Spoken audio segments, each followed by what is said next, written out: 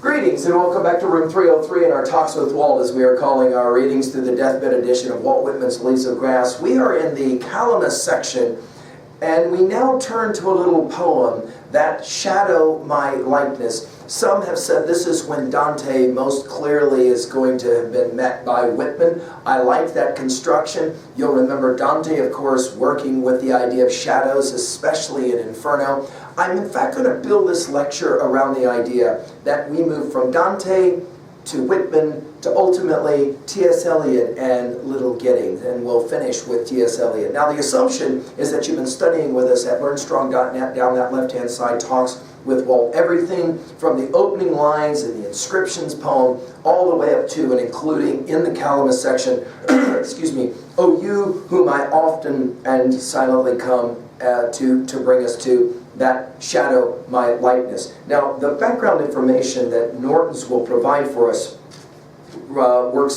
suggests the following. The gist of this poem, Calamus number 40, is contained in 3 lines jotted down in an 1859 notebook, transcribed later. It took its title in 1867, and its 4th line was slightly revised in 1881. And the word chaffering is the word bantering. This is a meaning long in use from chaffer, a noun, a banter, or a joker at the expense of others. Now, let's turn to the poem itself and just enjoy reading this poem. That shadow, my likeness. That shadow, my likeness, that goes to and fro seeking a livelihood, chattering, chaffering. How often I find myself standing and looking at it where it flits. How often I question and doubt whether that is really me. But among my lovers and caroling these songs, oh, I never doubt whether that is really me. Now, this idea of who am I, this question of epistemology, this question of ontology, as we talk about in our Big Five, this is going to be central to a little poem like this. This is one of those poems that's so easy to overlook, and yet I think it's such a compelling little poem. Let's take a look.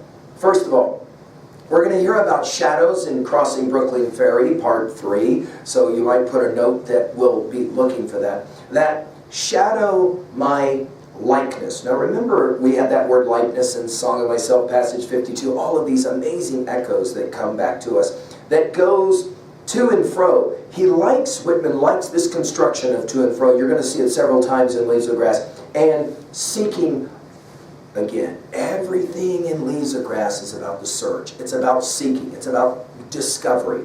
Notice here it's first seeking a livelihood, something Whitman was never really able to do that well through his poetry. And chattering, we know all about that in his love of talking. This chaffering is about bantering, joking. This takes us back to our understanding that Leaves of Grass is Whitman's playing games. I really think that's an important way for us to say it. And then he says it with 3 hows. How often I find myself standing and looking. We're going to get this standing and looking construction several times in Leaves of Grass. As it were, where it flits. Now this use of the word flits, only use in all of Leaves of Grass is here. That idea of like what birds will do.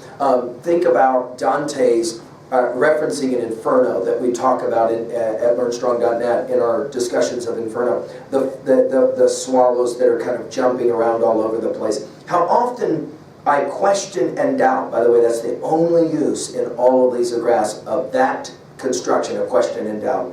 Whether that is really me. That is to say, appearances versus reality. Of course, this is, I see some of you smiling, this is, yes, of course, this is always going to be about Plato's Republic, Book 7 in the Cave Allegory, Shadows on a Wall. What's real versus what's not real. But all of that to say, and again, we've seen this construction before, how, but among my lovers and caroling, these songs, oh, I never doubt whether that is really me. Now this idea of doubt is central, I think, to much of our reading of Leaves of Grass.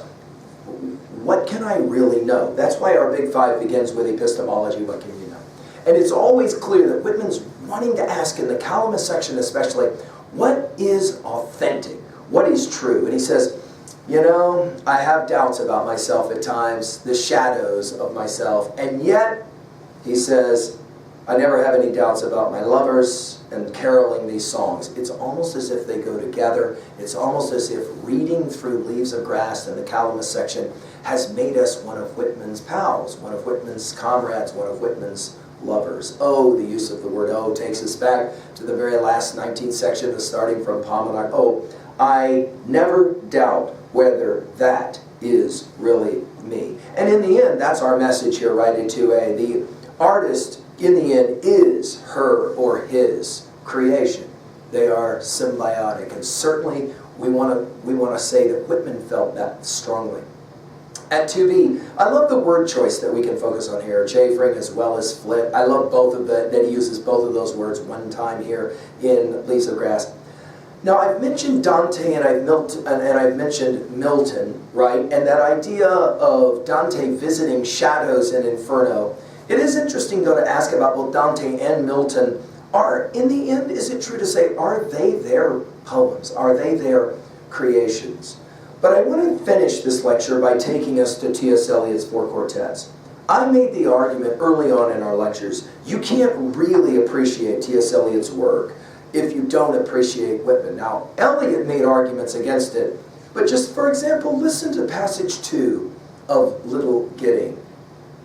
In the uncertain hour before the morning, near the ending of interminable night, at the reoccurring end of the unending, after the dark dove with the flickering tongue had passed below the horizon of his homing, while the dead leaves still rattled on like tin over the asphalt where no other sound was, between 3 districts whence the smoke arose, I met one walking, loitering, and hurried as if blown towards me like the metal leaves before the urban dawn wind, unresisting. And I fixed upon the downturned face that pointed scrutiny with which we challenged the first met stranger in the waning dusk. I caught the sudden look of some dead master whom I had known, forgotten, half recalled, both one and many, in the brown baked features, the eyes of a familiar compound ghost, both intimate and unidentifiable. So I assumed a double parting cry and heard another voice cry, "What, are you here?"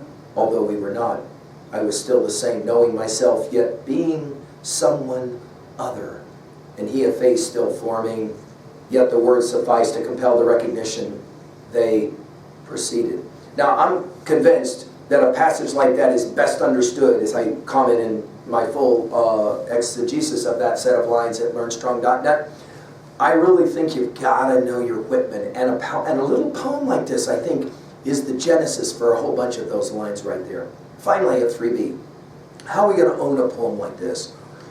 Well, question, how do you know what is really you? Young, of course, talked about the shadow side. I think Whitman very much playing around with similar kinds of questions. How do you know who you really are? And is it true that you, in the end, are your creations? Well, Whitman would certainly say a question like that's worthy of a few minutes as you're reading through Leaves of Grass. Thank you.